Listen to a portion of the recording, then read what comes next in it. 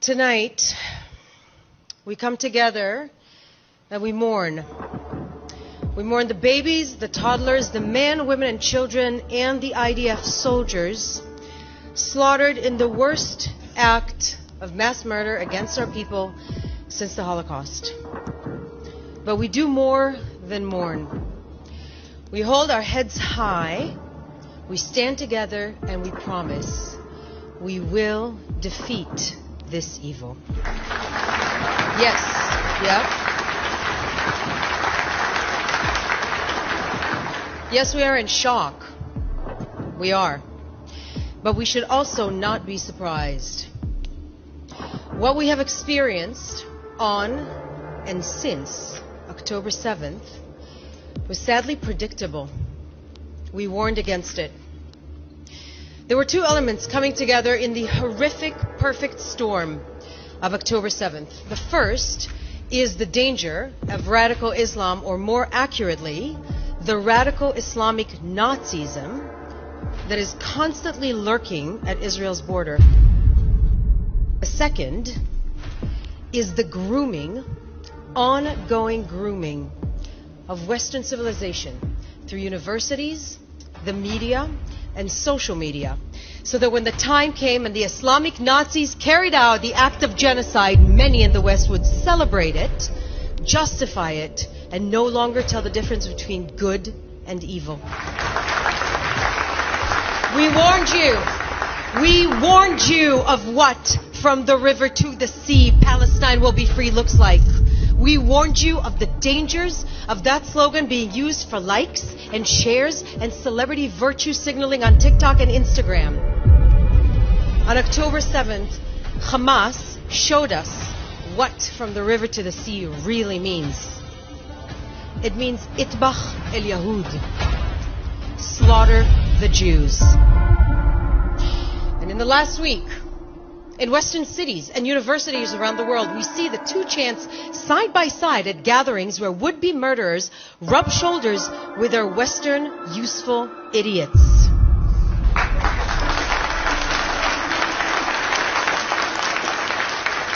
Western progressives have been played. You have been played. Some got a wake-up call, but others have been so brainwashed to dehumanize, vilify, and demonize Israelis that for now, they're too far gone. Now, nothing's new under the sun. We've seen it for over 3,500 years of Jewish experience, lived experience. It's the generational trauma that we carry in our bones. That is our Jewish privilege.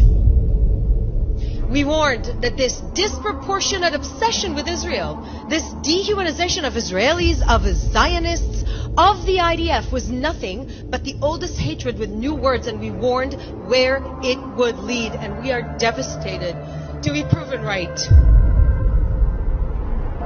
This demonization of Israel is not progressive, it's not peaceful, and it's sure as heck not going to free Palestine.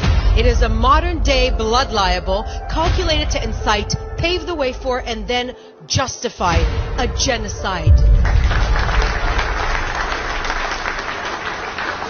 Israel is one of the greatest stories ever told. Its vilification is one of the greatest smear campaigns in the history of the world. This evil, this radical Islamic Nazism lurking on our borders has been waiting for the chance to exterminate our Jewish democratic nation state. It looked the future in the eye. It saw a possibility of Israel at peace with the region, and it didn't embrace it. It set out to exterminate it before it was even born. But we have news for you. When we say never again, we mean it. When you tell us that you want to kill us, we believe you. And when you set out to do it in the most horrific of ways, we will defeat you. To the Palestinian people and all the nations, we reach out a hand as good neighbors, but we need you to help us defeat this evil, because Whether we call it Hamas, ISIS, the Taliban, or Hezbollah, that evil that set out to destroy us will destroy you too. We know that you understand this. We know that you understand this better than the so-called activists on your campuses and the social media keyboard warriors in our Twitter feeds, and now is the time to act.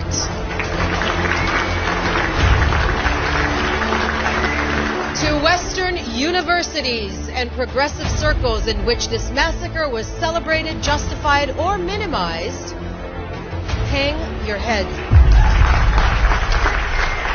Stop telling yourselves and everybody else that you need to do the work and do some work yourselves. Your unconscious biases against the Jewish people are showing, and you're sleepwalking down a path paved by millennia of Jew hatred.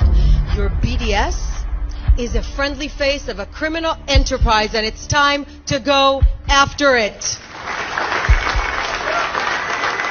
It's time that law enforcement realize that your movement is inciting murder. Your so-called anti-Zionism is the same genocidal, racist belief system. Anti-Zionism is anti-Semitism. And when you find yourselves arguing over just how many babies were murdered, beheaded, or burned because these babies were Jewish, just as one person puts it, ask yourselves why your Jewish quarters are empty.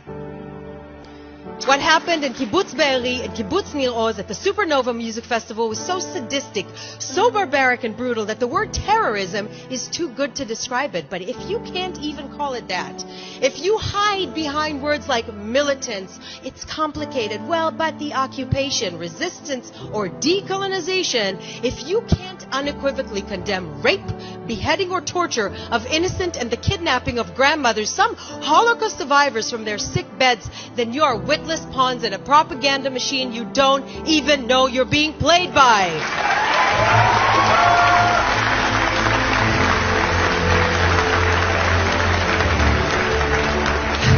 Today, I am also going to practice some gratitude.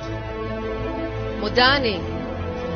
I am grateful that we, the Jewish people, have a strong state defending us, defended by a citizen army as ethical as any other force in history.